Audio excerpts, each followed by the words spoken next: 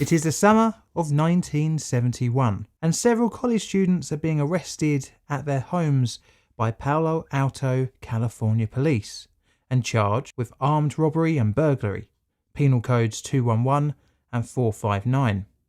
Although none of these men had previously committed a crime, college students getting arrested is not a unique thing. Slightly out of the ordinary, the men had a good idea this would be happening, and stranger still, the whole event is being filmed. All of this, although odd, could feasibly happen, but the whole pantomime has a strangely fake feeling about it. Maybe the alleged criminals are more hardened than their records would suggest. No passers-by would know this, but all of the men are being paid to be arrested, but not by some organised crime group, but instead by university. What is actually happening is the beginning of one of the most controversial and well-known psychological studies. The experiment's orchestrator would have to end the study short, as the participants would take things beyond what he expected. Today we're looking at the Stanford Prison Experiment, and I'm going to give my rating for this one at the end of the video. Let's see what you think.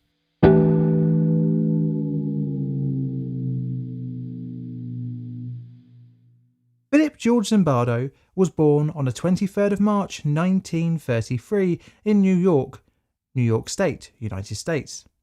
In his early years he suffered discrimination due to his Italian ancestry and was quite often carelessly mistaken for a multitude of other ethnic backgrounds. The young Zimbardo, like many other people covered in this series, used this all too common human behaviour as a spark for his interest in psychology.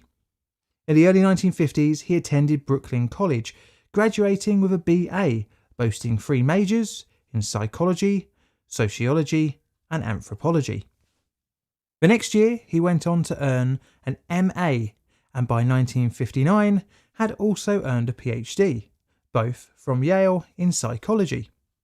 Zimbardo briefly stayed on at Yale to teach psychology from 1959 to 1960.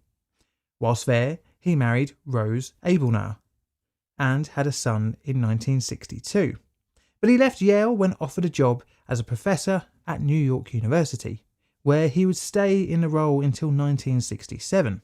In 1967, he would move again to Columbia University, which would be brief as he was offered a faculty position at Stanford University in 1968. Just 3 years later, he was offered and accepted in 1971 a tenured position as a professor of psychology.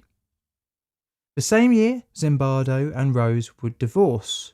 As a side note, Rose was a very well accomplished academic in her own right, specialising in English literature. And this rather quickly brings us onto the experiment that would write Zimbardo's name in history. Zimbardo was interested in how the US prison system had seemed to foster a pure hatred between prisoners and guards. Was the explanation for this purely down to the nature of the people involved? For example, are the conditions bad because criminals are bad, or because the administrators are likely to be harsh? In reality, it is probably impossible to know, and it feels like a chicken and egg situation, as if a prisoner breaks the rules, then the rules are made tougher, leading to more prisoners breaking the rules. Naturally, both sides of the bars would distrust one another, which can create a downward spiral. One thing that is true today as it was in the 1970s is such high recidivism rates. Purely by the nature of being a prisoner, you become isolated from society. And this isn't unique to the US. We have very much the same situation here in the UK. But what if you can eliminate the deep-rooted hatred between those in cells and those with the keys? And this is where Zimbardo comes in, as can you get rid of this hatred by using a randomly selected group of people who are neither guards or prisoners, and by splitting these random people up into the different roles. You've essentially created a prison scene without the natural distrust between the administrators of the law and the breakers of the law. Zimbardo managed to secure financing for the experiment from the US Office of the Navy. The Navy wanted to understand antisocial behaviour and by extension wanted to investigate conflict between military guards and prisoners. His experiment would involve university students playing the roles of guards and prisoners for a princely sum of $15 per day. Zimbardo would be the research team leader and would in 1997, in a Stanford University news interview, say, "I wondered, along with my research associates, Craig, Curtis and Carlo, what would happen if we aggregated all of these processes, making some subjects feel de-invigilated, others dehumanized within the anonymous environment in the same experimental setting, and where we could carefully document the process over time." To find his subjects, Zimbardo put out this advert in the Help Wanted section of the Palo Alto Times. Male college students needed for a psychological study of prison life. $15 per day for 1 to 2 weeks, beginning August 14th. For further information and applications, come to room 248, Jordan Hall, Stanford University.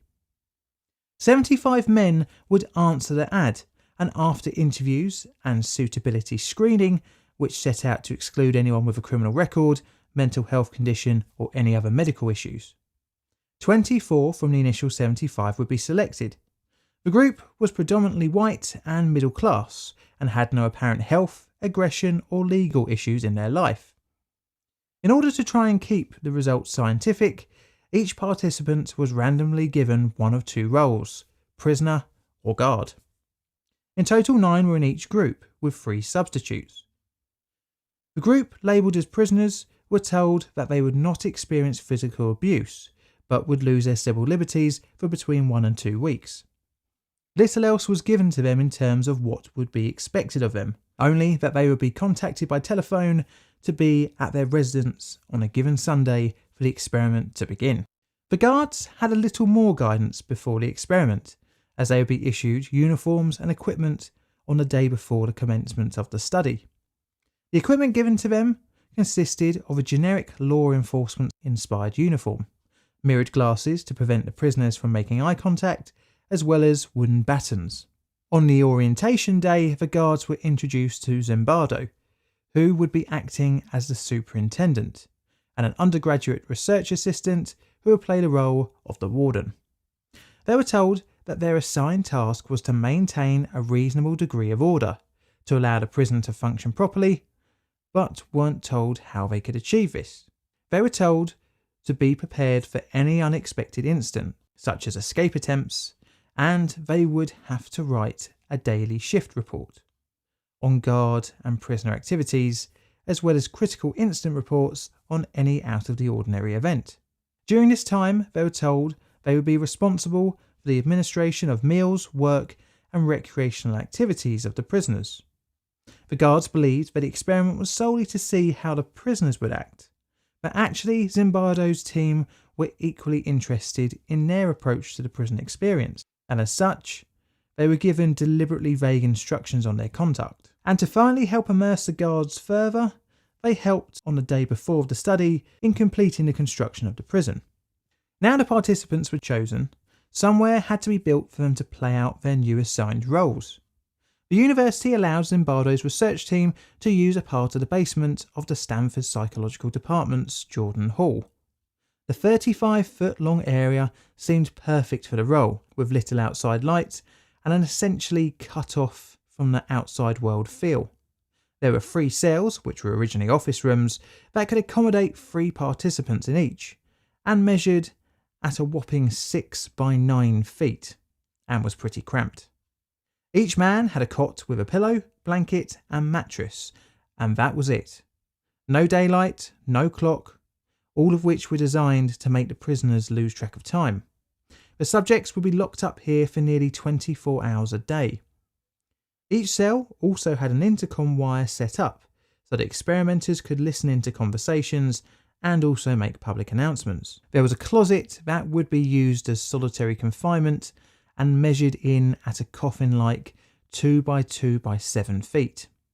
The prison area, which was previously a corridor with offices off of it, had 2 fabricated walls, one for the entrance and another for a small observation area. The space between these walls and the prison cells was called the yard.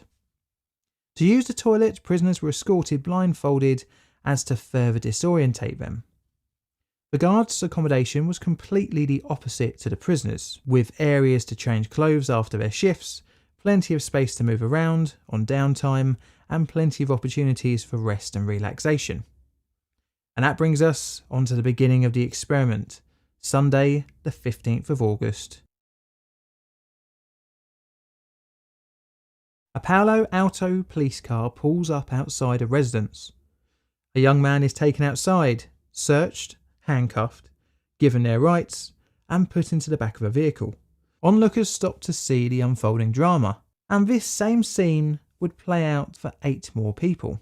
The 9 men are taken to the police station where they are fingerprinted, have their details taken down, have a police file opened on them, and placed in a holding cell. Pretty much the standard for an alleged criminal, although after a short while, each of the men are blindfolded and bundled into the back of a car and driven to the Stanford mock prison. Once arriving in the prison, each prisoner was stripped, sprayed with deodorant, which was standing in for a delousing spray, and made to stand naked in the yard for some time before being given a prisoner's uniform.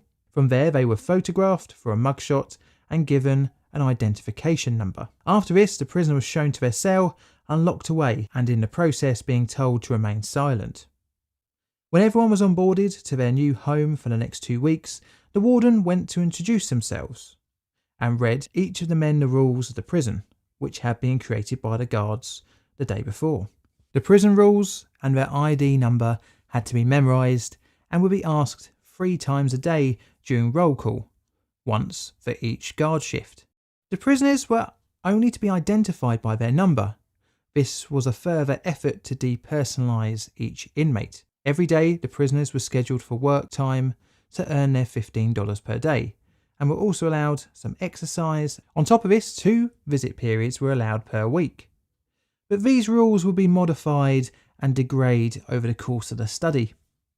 Data during the study would be collected by Zimbardo's team in a number of ways: filming the whole study, audio recordings from hidden microphones, rating scales taken of both guards and prisoners, and before the whole experiment, all participants undertook a series of paper and pencil personality tests. Back to the first day. After their interaction with the warden and tasked with memorising the rules, the prisoners were left in their cells to settle in for the night. But that night would not be a quiet one when the first count was to be undertaken. At 2:30 a.m, the prisoners were rudely awakened by the guards. Needless to say, this didn't go down well. The prisoners were at this point still trying to assert their independence, and thus didn't take the count too seriously. Many of the prisoners refused to leave their cells, ripped off their inmate number ID tags, took off their stocking caps, and insulted the guards. But now unexpected rebellion spilled into the morning shift.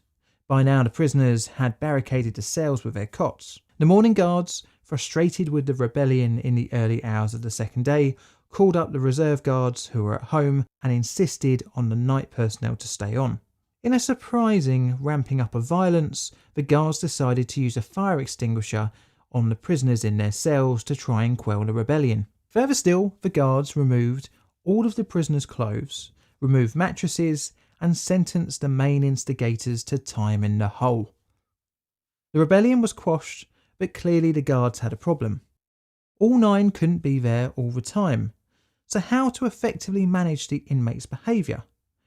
And one person suggested psychological methods. On the Monday night, in less than 36 hours after the experiment had begun, Zimbardo was forced to release one of the prisoners due to them showing signs of a mental breakdown. Before the release, the prisoner was treated with skepticism and was offered a place as an informant in exchange of improved conditions. But he refused and was thus released. One of the 3 cells was to be used as a privileged cell.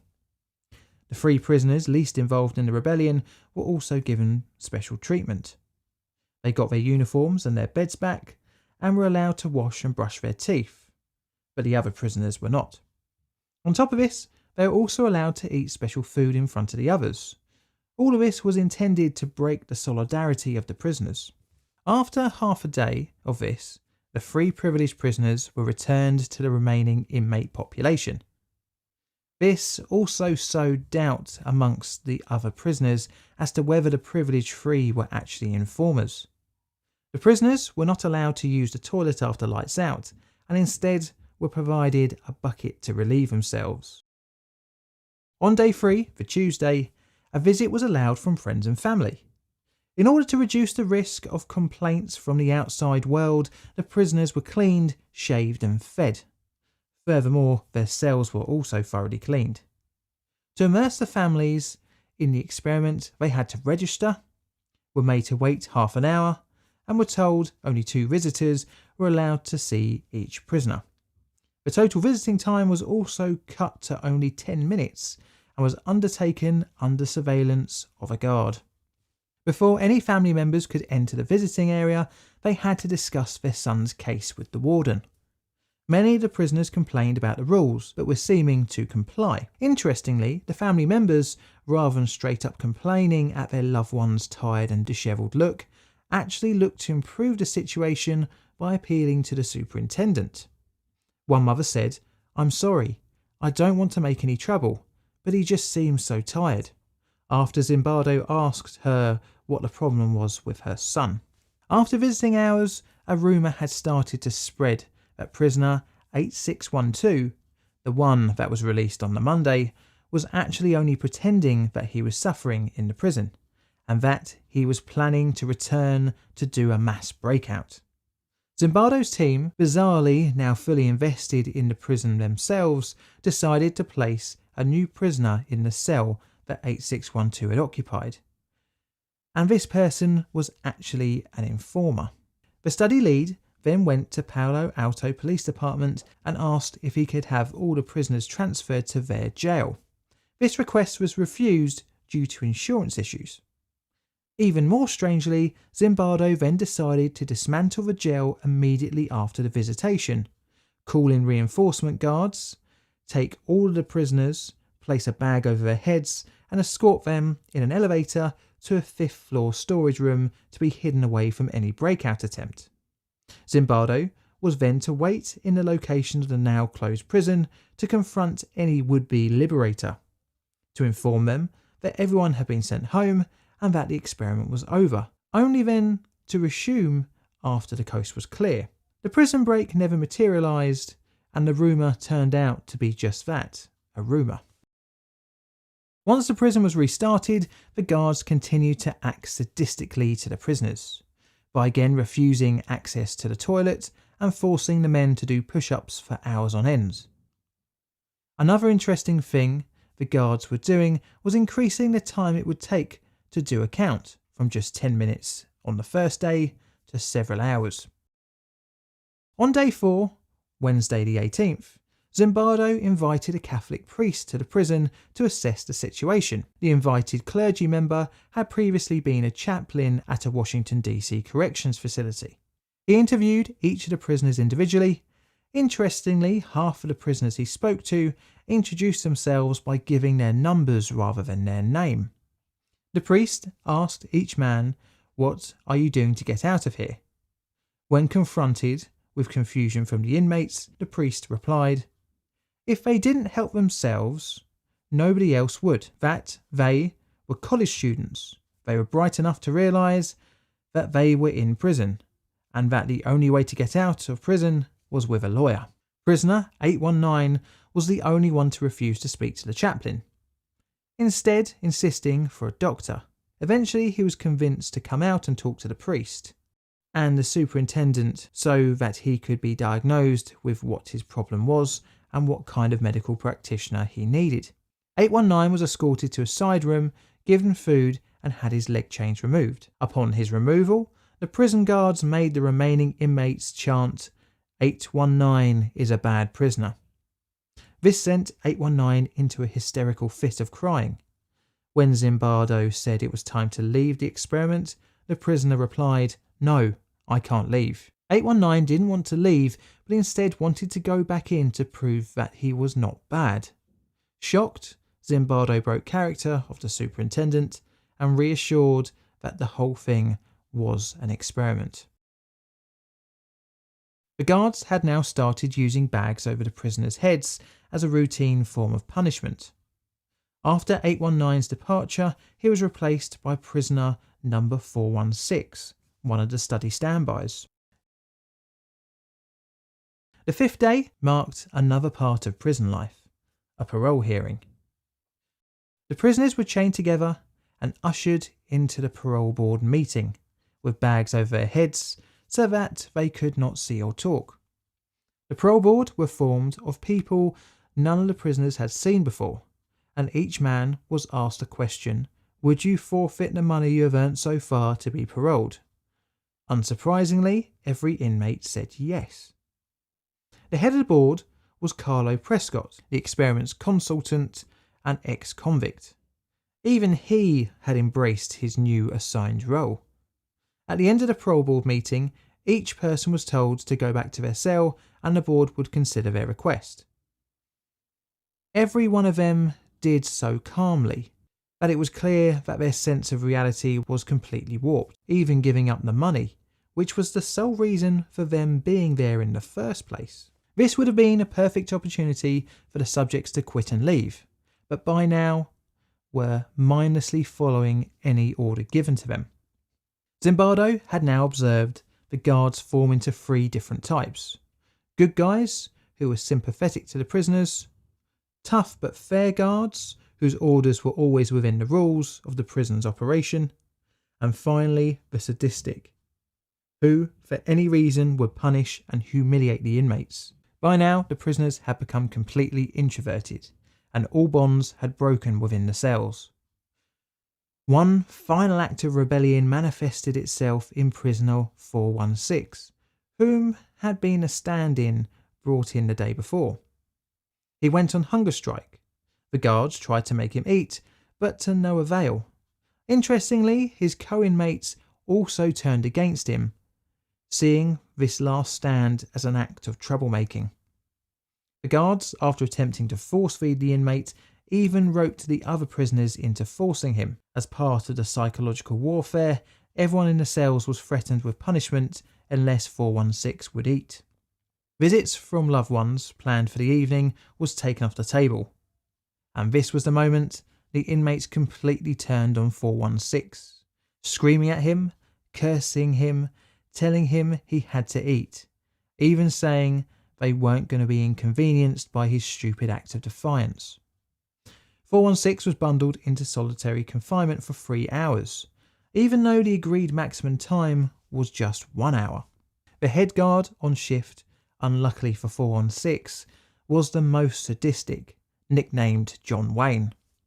He gave the prisoners a choice: 416 out of solitary in exchange for their blankets, or they could keep them and 416 would stay locked up all night.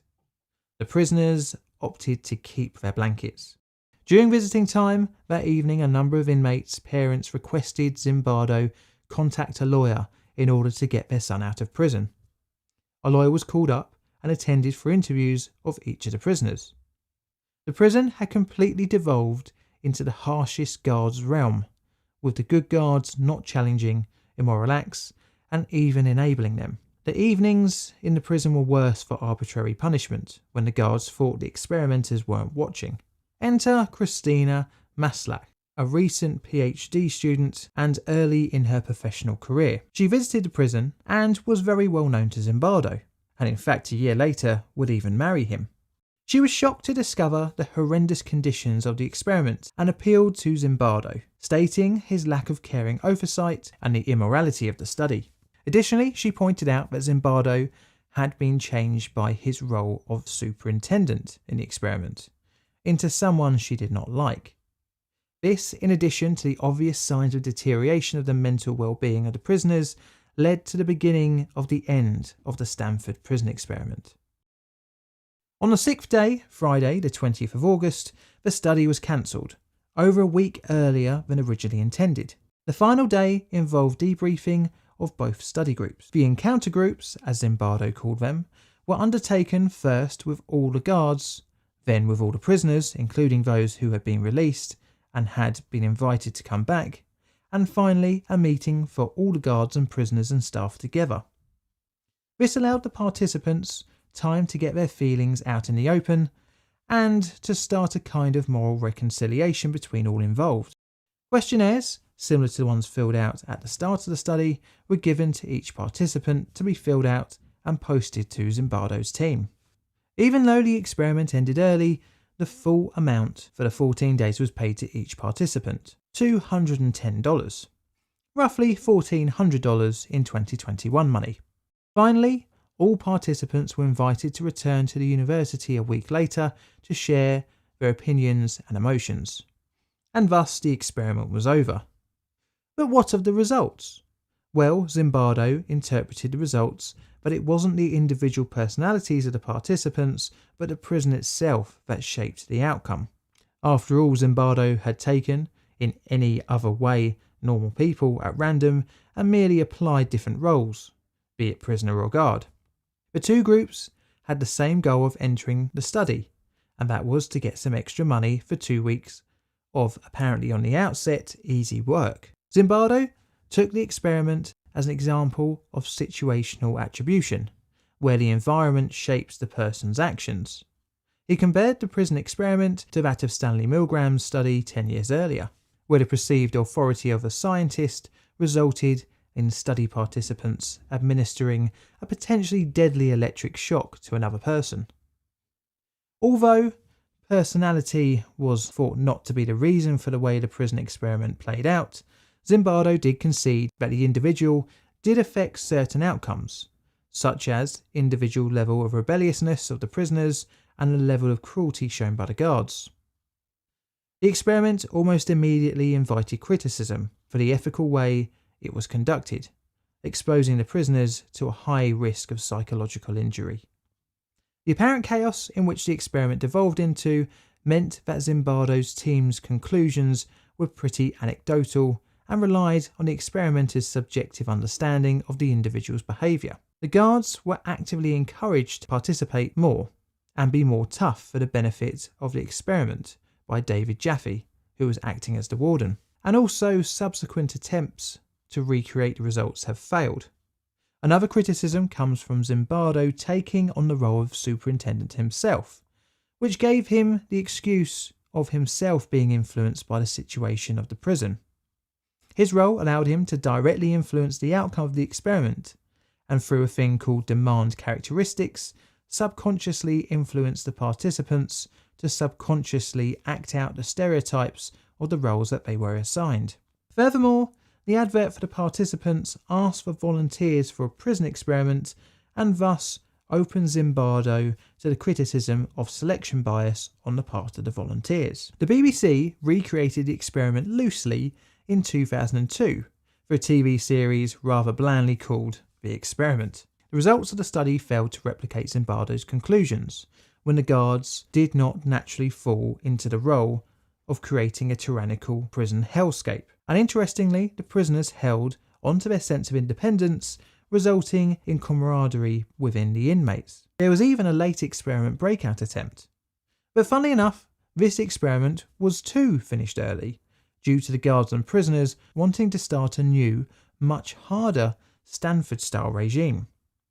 Zimbardo is still alive today, and since the prison experiment has released multiple papers and books, including introductory psychology textbooks for college students and other notable works including The Lucifer Effect, The Time Paradox and The Time Cure. Reportedly, none of the subjects had any adverse effects due to the experiment, apart from the time actually spent in the Stanford County Jail. Now, where would you rate this subject on my ethical scale? 1 being all okay and 9 being pure evil. I'm going to rate this prison experiment a 6. This is mainly due to the questionable results and uncomfortable living conditions of the prisoners, even though there were no apparent long-term effects on its subjects. This is a Plainly Foot production. All videos on the channel are Creative Commons Attribution Share Alike licensed. Plainly Foot videos are produced by me, John, in a currently grim, wet and windy southeastern corner of London, UK. Help the channel grow by liking, commenting and subscribing, and check out my Twitter for all sorts of photos and odds and sods, as well as hints on future videos. I've got Patreon and YouTube membership as well, so check them out if you fancy supporting the channel financially. I also have a merch store, so if you fancy wearing one of my t-shirts, check it out. And all that's left to say is thank you for watching.